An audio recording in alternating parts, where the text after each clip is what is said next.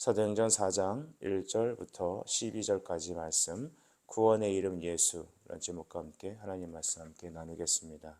어제 우리는 태어나면서부터 안진뱅이였던 한 사람의 기사를 성경을 통해 들었습니다.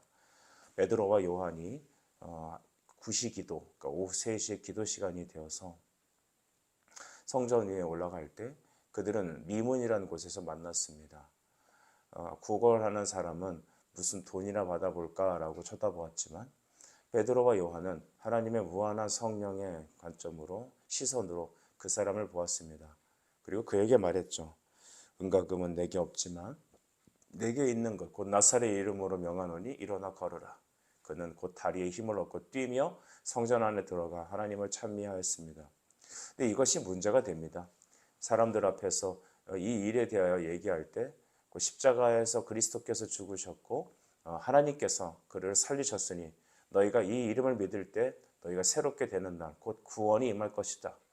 그 복음을 선포할 때 그것이 문제가 되어서 당시 종교 지도자였던 제사장들 또 사두개인들 이런 사람들로 인하여서 그들은 옥에 갇히게 됩니다. 제사장들과 사두개인들은 당시 이스라엘에서 종교 지도자들이었죠. 제사장들은 전통적으로 국가의 어떤 리더십에 해당되죠. 당시는 정치와 종교가 나눠지지 않는 그런 사회였기 때문에 하나님 앞에 제사를 지내는 사람, 특별히 하나님께서 말씀하신 예배를 직관하는 제사장들은 큰 어떤 권세가 있었습니다. 사두개인들은 여러분 당시 로마에 붙어있던 친로마파들이었죠. 옛날 우리나라로 말하면 이제 일제 식민지에서 있었던 친일파들이었습니다. 그들은 당시에 사회적 권리와 힘이 있었습니다. 그래서 예수를 전하는 그들을 붙잡아서 그들 마음대로 옥에 가둘 수 있었습니다. 2절 말씀 보면 그들이 베드로와 요한을 가둔 이유는 그것입니다. 예수 안에 죽은 자의 부활이 있다고 백성을 가르치고 전함을 싫어하였다라고 말하죠. 그들의 감옥에 갇힌 제목은 물건을 훔치거나 사람을 해하거나 사회 난동을 부린 게 아닙니다. 예수 그리스도의 부활을 전하는 것을 또 가르치는 것을 싫어했기 때문입니다. 오늘날 세상은 예수님의 십자가의 부활과 순수한 복음의 선포를 듣기 싫어합니다. 저는 이것을 교회 안에서도 싫어하는 현장을 많이 경험합니다. 그래서 각기 자기가 좋은 일을 얘기합니다. 자세히 보면 우리는 성경을 통하여서 도덕적이고 윤리적인 얘기를 합니다.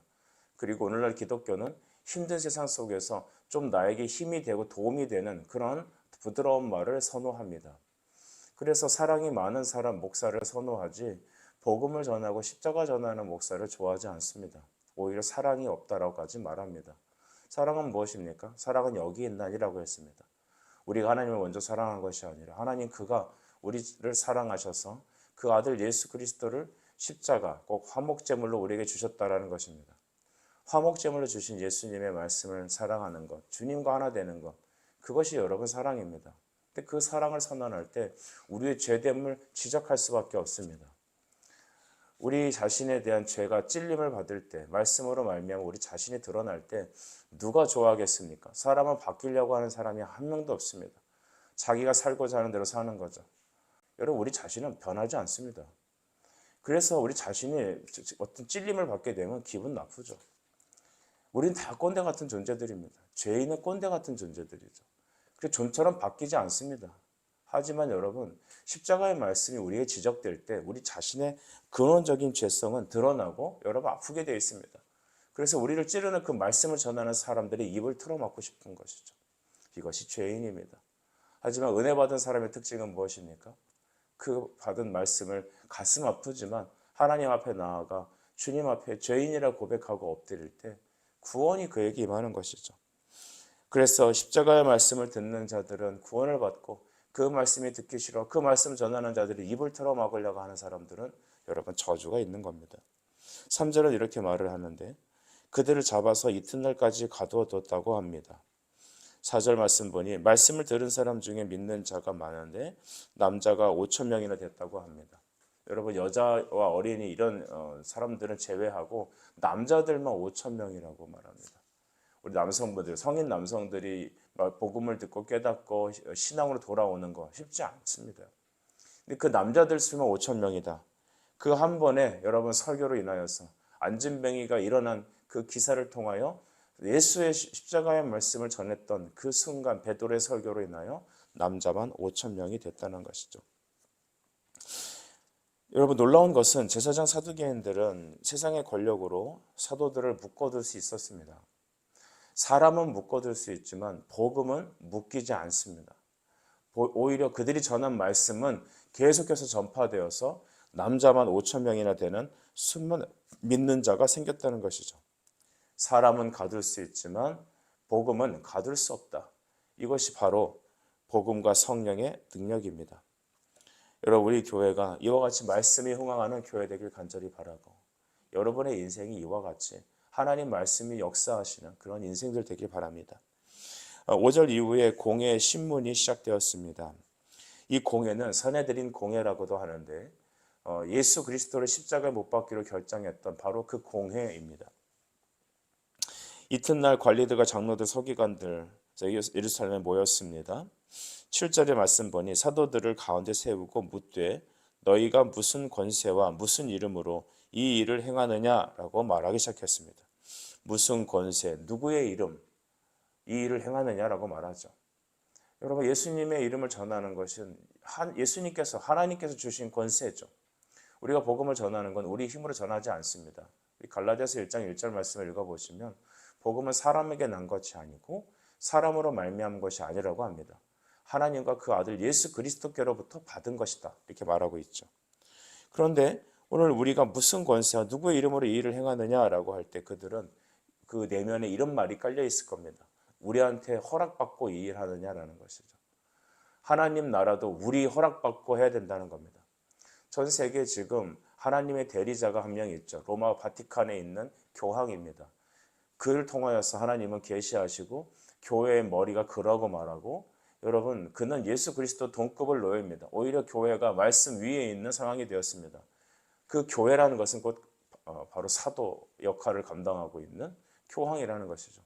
성령께서 우리에게 오시고 여러분 휘장이 찢어지고 예수님께서 우리의 새롭게 산 길을 열어주셨습니다.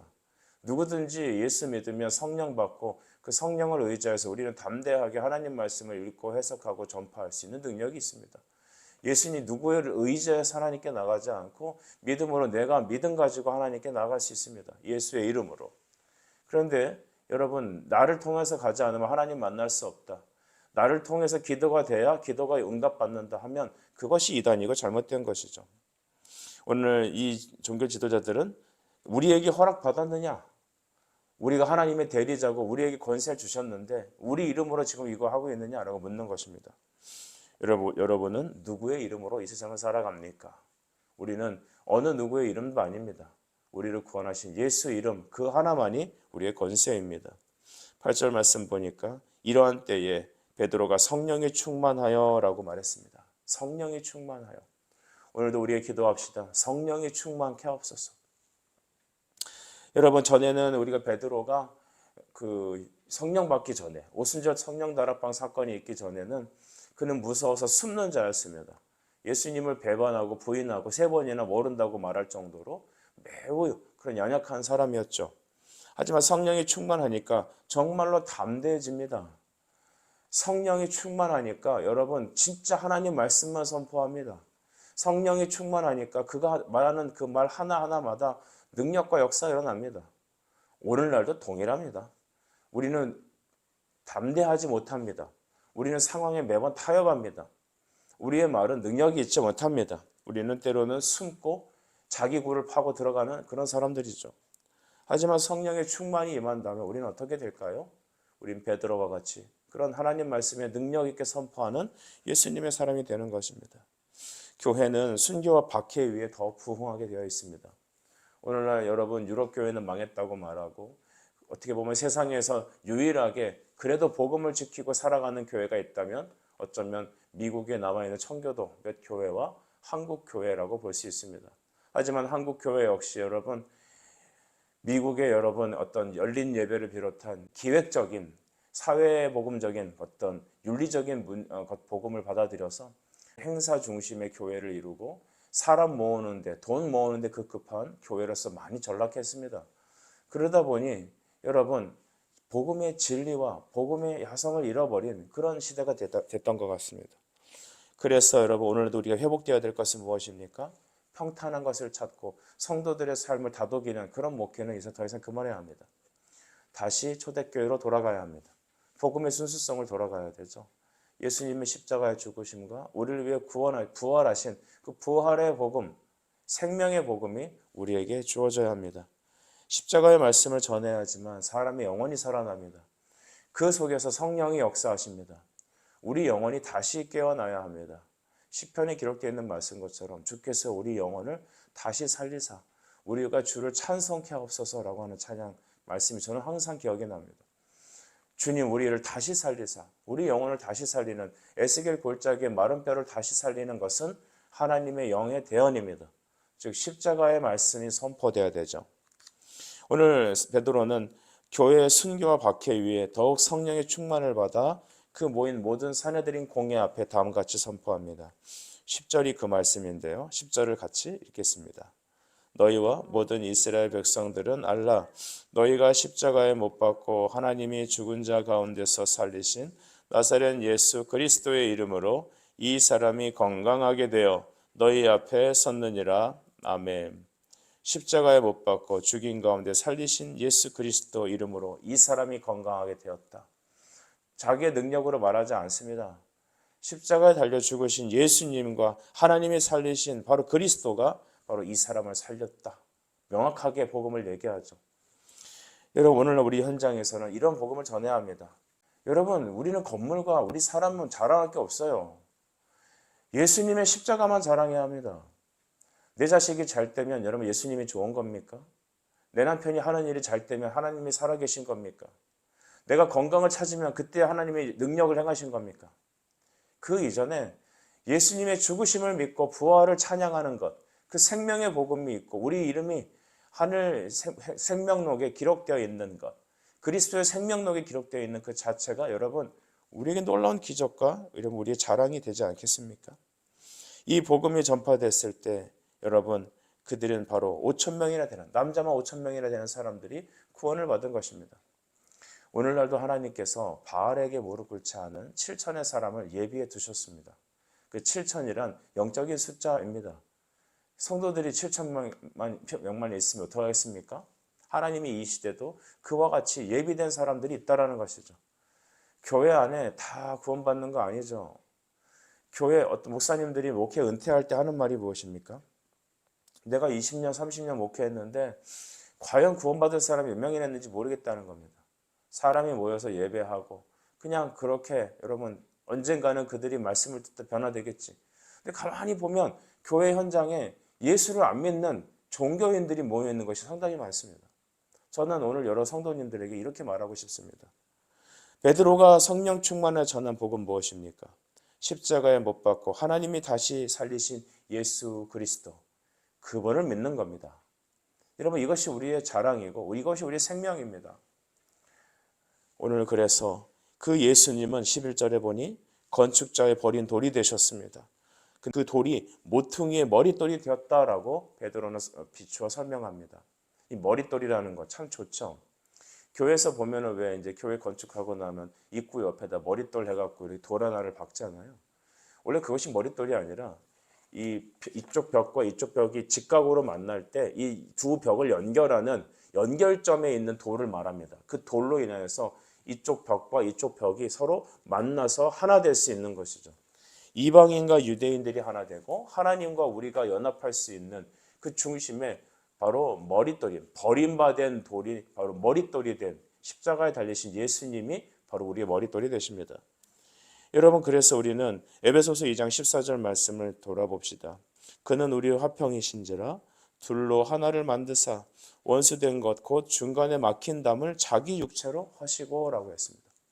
자기 육체로 하셨기 때문에 그 담은 무너지고 그리스도 안에서 그의 십자가 안에서 하나님과 우리가 하나 되고 예수 그리스도를 통하여서 이방인과 유대인들이 하나 되는 놀라운 축복이 있습니다. 가정의 달이기도 한데 여러분 가정 안녕하십니까? 자녀들이 부모에게 순종하고 그의 말씀에 청종하고 있나요? 남편과 아내는 하나 되고 있습니까? 여러분, 그거 안 되고 있지 않습니까? 그냥 겉으로는 가정인 척 하지만 실적으로 한 가정에 살면서도 두 마음, 세 마음 나눠져 있지 않습니까? 예수님으로 하나 되지 않으면 하나 되지 않습니다. 혈연 공동체가 가족이 아닙니다. 영적 공동체가 돼야 진짜 하나님의 가족입니다. 예수님 말씀하셨어요. 예수님이 천국 복음 전하실 때 그의 가족들이 밖에 찾아왔습니다. 왜 찾아왔냐면 예수가 미쳤다고. 형제들이 찾아왔어요. 그때 제자들이 예수여 당신의 형제들이 밖에 있습니다 라고 할 때 주님 뭐라 하셨습니까? 누가 내 형제 자매냐? 여기 있는 자들이 내 형제와 자매다라고 했습니다. 그 얘기는 하늘의 천국 복음 안에서 그리스도와 하나 된 자들이 예수님의 형제고 부모고 여러분 가족이라는 것입니다. 오늘 우리 성도들은 영적인 가족입니다. 왜 영적인 가족일까요? 예수님의 피로 하나 됐기 때문입니다. 그리스도의 죽으심과 그의 부활하심의 은혜를 입은 자들이기 때문이죠. 오늘 주님께서는 다른 이로서는 구원받을 수 없고 다만 하나님께서 우리에게 주신 이름 예수 그리스도 우리의 모퉁이 되리 머릿돌이 되신 그분으로 말미암아 우리는 하나님과 하나 되고 이웃과 하나 되는 은혜를 경험한다는 것입니다.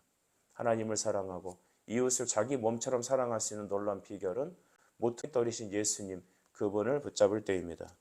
말씀을 정리하겠습니다. 여러분 사도들은 오늘 한 명의 안전뱅이를 일으켜서 그것이 대중설교로 이어지고 또 그것 때문에 옥에 갇히게 되었습니다. 복음의 일을 주님의 일을 하면서 신앙생활하면서 여러분이 당면해야 될 여러 가지 환난과 고난에 대해서 애매한 고난에 대해서 여러분 잘못된 거라 생각하지 마세요. 당연한 겁니다. 어떤 사람은 애매히 고난받으면 반드시 시시비비를 가리고 원수를 갚고 뭐 그냥 누구 탓을 돌리고 심지어 법정까지 그걸 끌고 가갖고 싸우고 이깁니다. 참 그거 법정에 가서 사람들하고 싸우고 이기는 모습 보면 대단해요. 주님께 맡기셔야 되잖아요. 억울하겠죠. 내가 맡겠죠. 여러분 자신이 정의가 아니에요. 예수님이 정의입니다. 예수님 믿고 섬기다 보면 애매히 고난받는 겁니다. 오늘 베드로 이 사람들이 여기서 자기의 어떤 뭐랄까요 시시비비를 가립니까? 아니죠. 바울도 그래요. 벨릭스 앞에 섰을 때 베스도 앞에 섰을 때 자기의 살기 위해서 변론을 하지 않습니다. 오직 예수 그리스도에 대해서만 편포합니다. 여러분 이게 목회자고 이게 성도예요. 이게 신자입니다. 그러니까 신자냐 아니냐에 따라서 나눌 수 있는 어떤 가름점이 있다고 생각한다면 억울한 일 당했을 때 자기 변론하는 사람, 그 상대방을 꺾는 사람, 그 자기를 주장하고 세우는 사람, 이 사람은 가짜예요. 진짜는 뭘까요? 고난과 환난 속에서 하나님의 복음을 전하는 십자가를 전하는 사람, 그 사람이 진짜예요. 감옥에 갇혀도 억울한 일을 당해도 여러분 예수 그리스도의 이름을 통하여 오늘 말씀을 듣는 그 현장에서 한 사람이라도 한 영혼이라도 구원하려고 하는 것. 애매히 고난받아도 이것 때문에 사역을 그치고 예배 안 나오고 기도를 멈추는 게 아니라 그럼에도 불구하고 더 하나님께 나가는 사람. 저는 우리 성도들이 그런 사람 되길 바랍니다. 그런 사람 한두 명이 있는 게 낫지 종교인들로 가득한 교회는 별로 의미가 없습니다. 사랑하는 성도 여러분, 여러분은 종교인입니까? 아니면 십자가를 믿는 거듭난 하나님의 성도들입니까? 오늘 여러분에게 십자가의 복음에 그 은혜가 가득 채워지고 환난 가운데서도 어떤 상황 속에서도 예수님만을 증거하는 그런 믿음의 선포자들이 되길 간절히 축복합니다. 기도하겠습니다. 하나님 은혜를 감사합니다. 이 아침에 주께서 우리를 사랑하셔서 하나님 십자가의 말씀을 듣게 하시니 감사합니다. 다른 이름으로는 구원받을 수 없나니 천하의 다른 이름을 우리에게 주신 적이 없다. 주님 말씀하셨습니다. 그러기에 오늘도 우리가 다른 이름은 없으며 그 이름으로 받는 고난도 하나님 우리를 묶어둘 수 있고 우리를 고난 줄 수는 있지만 복음을 묶어둘 수 없는 것임을 알고 담대히 주여 우리 입을 열어 주의 증인 대사가 되어질 수 있도록 인도해 주시옵소서.